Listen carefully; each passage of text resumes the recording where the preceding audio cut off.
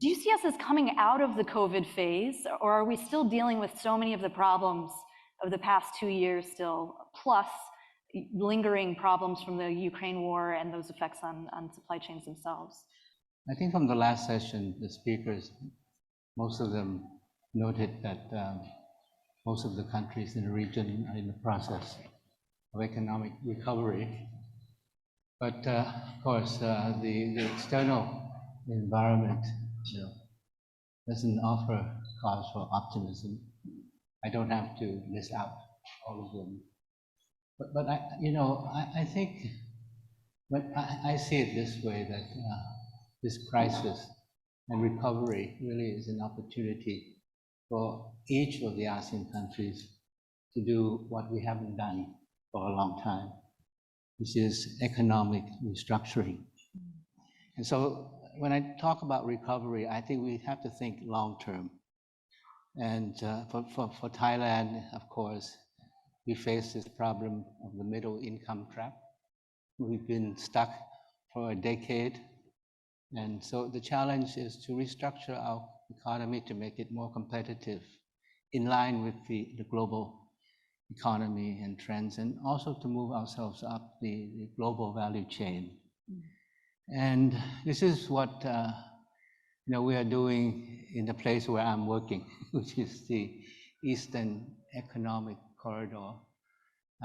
It's the 3 provinces to the east of Bangkok, immediate east of Bangkok. And here, of course, we're going towards more advanced technology.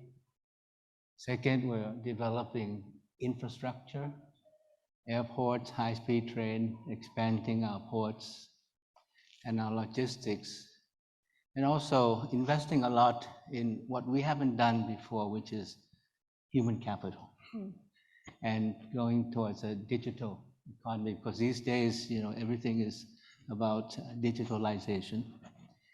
And the big challenge also is how to seize this opportunity of this transition to do more in terms of sustainability. I think, it offers both, it's a challenge and opportunities for new investment.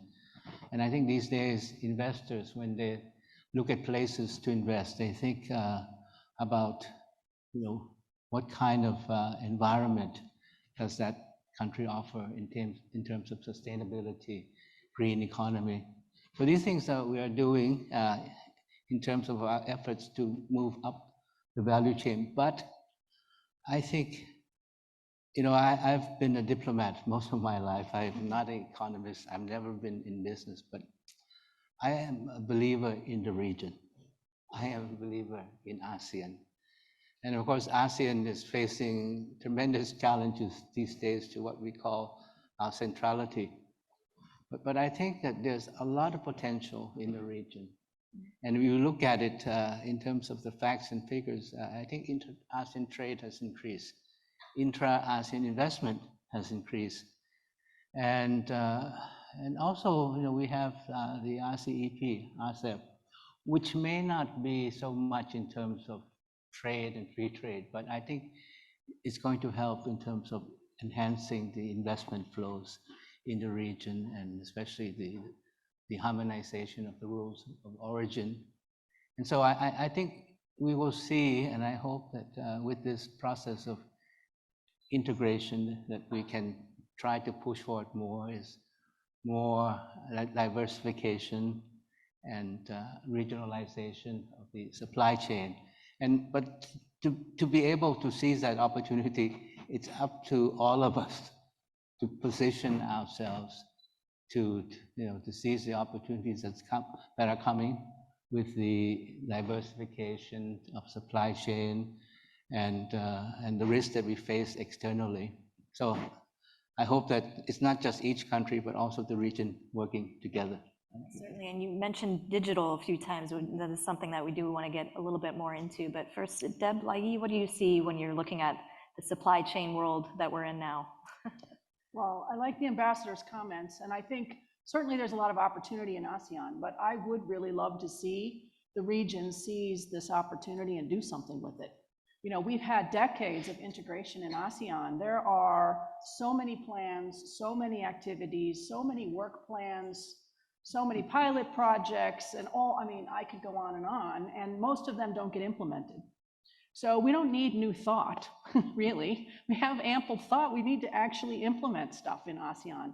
You know, we have just as an example, we have at least 7 different ASEAN highway initiatives, like to link up the countries of ASEAN by road, and as far as I know, you still can't drive across ASEAN. So like, what are we doing? Why would we make us an 8th version of this plan? We have 7 of them. Like, just do one and get it done and then move on to something else. So it would be great if ASEAN would seize the opportunity caused by this crisis to actually implement something. I think that would be awesome, because the disruption that we've had is intense.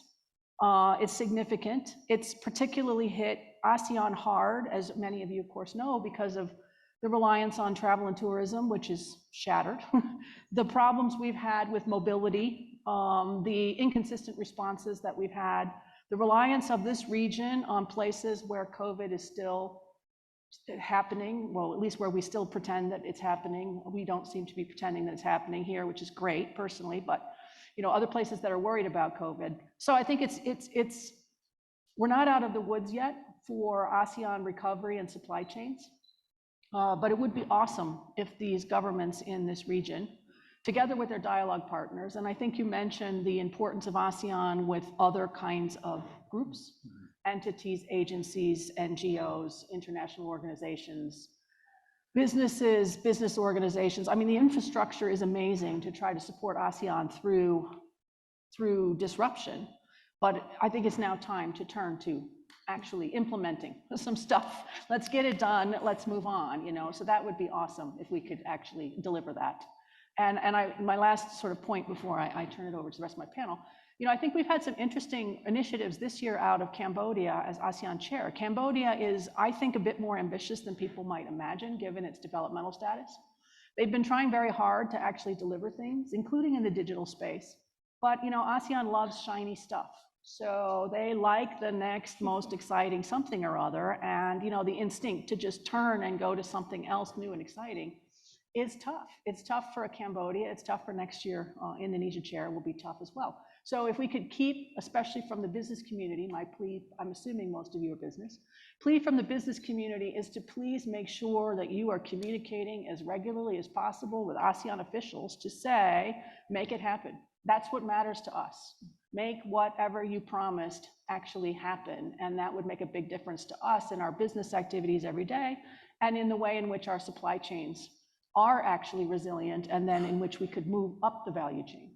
So let me just stop there. Thanks. Don't get distracted by the shiny stuff. No shiny stuff. I think echoing to what Deborah mentioned, I think the pandemic has certainly pushed us forward to have maybe clearer perspective of why we need to move up the chain and what are some of the supply chain executives are looking for, right? In one of the study that IBM did, they are saying that with this pandemic and many of the unseen geopolitical situations, it's actually led people to think that, you know, we're not only going to be just reliable, right? The just-in-time doctrine might not be as relevant now. How do we become, we've heard things on being resilient. Now, what does being resilient means, right?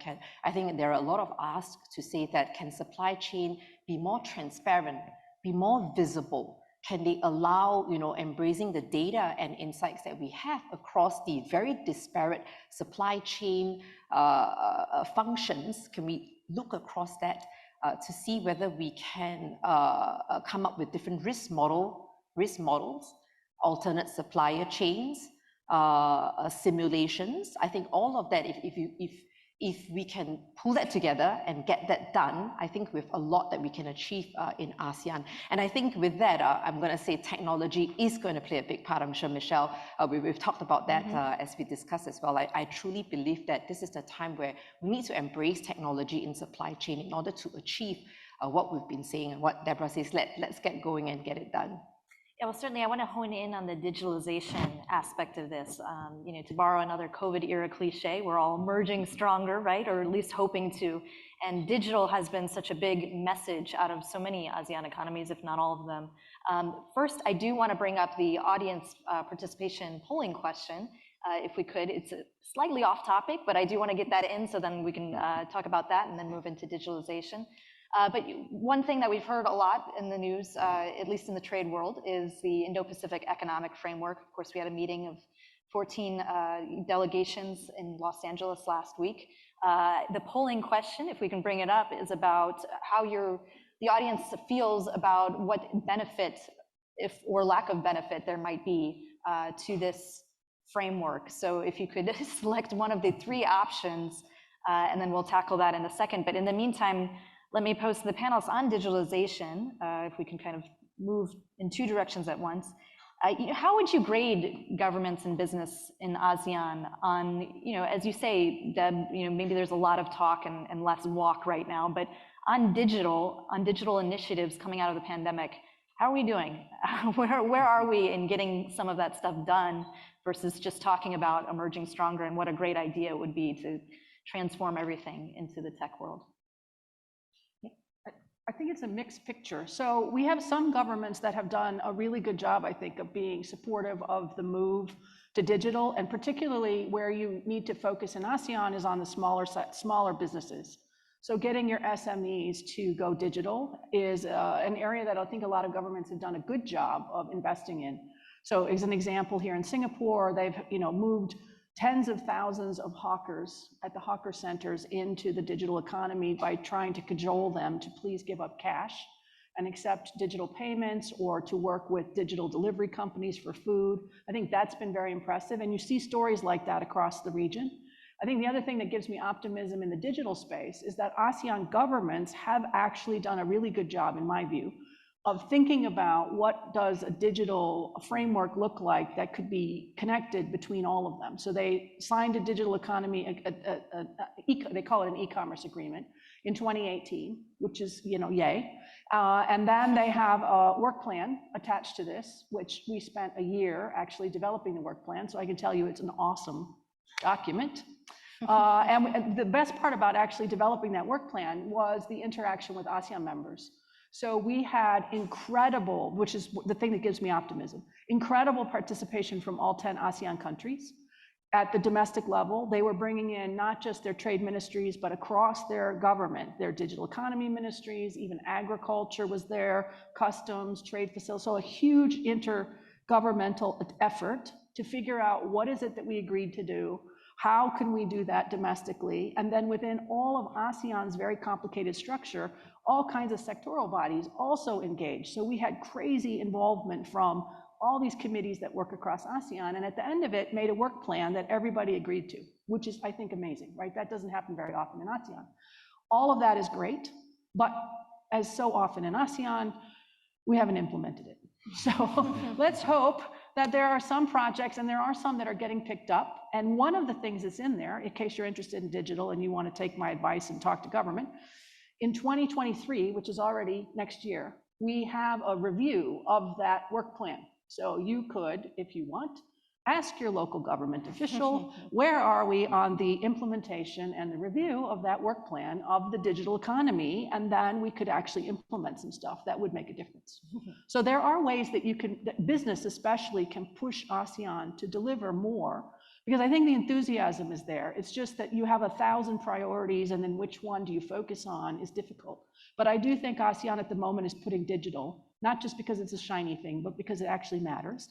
And I think that's something that's fantastic that should be seized upon. So ahead of implementation of a lot of these big initiatives, Lai Yee, what's your view from your perch at IBM? Are businesses moving much faster? Yes, I think, while we would like governments to play a bigger part in pushing these big projects, I think what's important is businesses need to really take charge and move forward with some of these projects to show the quick wins, right? And two key areas that we're seeing a lot, in fact, in our survey, more than 40% are already looking at AI, deep tech AI data going on cloud to implement cognitive control towers, right? Really a connected hub looking at data that integrates, as I've mentioned earlier, the disparate supply chains so that it can give them better information, right? Help them with risk modeling to make decisions or to ensure they do not over or underreact on any economic situation. The other key projects that we are also seeing, in fact, more than 20% of supply chain executives are talking about a digital twins, right? Digital twin where you can simulate. So the control towers give you the information to take decisions, to make better decisions. But now they're talking about digital twins, right? To see how can I simulate? And I think that's absolutely critical because we don't know what the next pandemic, economic situation, what prices are going to be. I think the earlier panel talked about perhaps a misjudgment on oil prices or inflation and all. How do we then ensure that we've got the tools and the technology to help us when such situations occur? Because I don't think we can predict perfectly, but when it occurs, how can then be able to react correctly, minimize misinformation and minimize the impact, negative impact. I don't think we can, we will get away from it, but how do we minimize it? I think it's where I'm hoping the businesses will take charge. And I think with that, encourage us at the nation level, encourage SMEs, and then of course, encouraging governments to come in and facilitate an ecosystem of platforms where we can help ASEAN as a whole. Well, you mentioned cloud somewhere in there, and I wanted to specifically direct that to Ambassador, to you. Your deputy PM recently mentioned that big companies are looking to invest in cloud computing in Thailand, specifically in areas like the Eastern Economic Corridor. Can you tell me, how is that going? What is your pitch to these investors, and what is the ambition right now? I mean, what kinds of investors and what kind of volumes are you seeing bringing in? Well, of course, we realize the importance of the digital economy. And for me, it's whether we're going to be successful or not is we need partnership between the government and the private sector. And this has always been our approach as far as the EEC is concerned, especially in the development of infrastructure, the airport, and the high-speed train, for instance. And it's the same with the digital economy. And so, our task, we call ourselves a sandbox. Our task is to really provide the right regulations, the right regulatory framework, so that the private sector will have incentives to invest in cloud computing in Thailand. And I think we are offering a good package. But in the EEC, if I could just talk a little bit about it, our approach is not just providing blanket incentives. Our approach is to look at the individual companies and to negotiate and to discuss and have what we call customized incentives. And so each company probably have different sets of requirements. But of course, it has to be to the mutual interests of both sides. But on cloud computing, yes, indeed, we're doing a lot, and we're talking with AWS, Google, and Control S, and another company whose name I forgot. But anyway, well, we are trying to, and we've set up what we call the digital hub.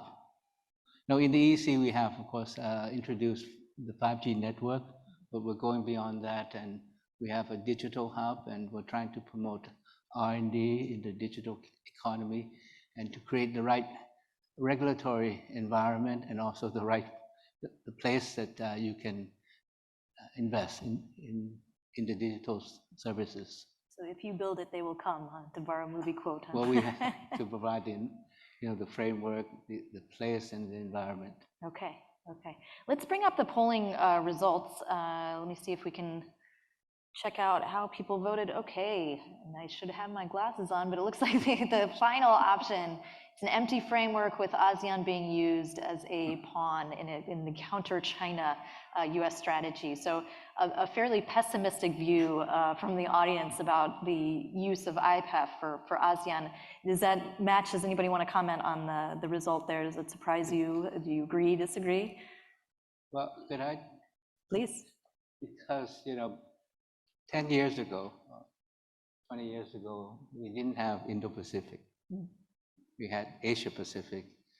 So Indo-Pacific is, in a way, a geostrategic construct. which I think is good because it reflects the rise of India, the engagement of India. But I'm a little bit concerned now that, you know, the free and open Indo-Pacific strategy has placed emphasis on containing China, deterring China. But it doesn't mean that, you know, we want to see, you know, a balance of power in the region. We want to see the United States engage. We have to live with China, of course. China is a major power in the region. But what we want, hopefully, at a certain stage, both countries working together to meet the needs of the region.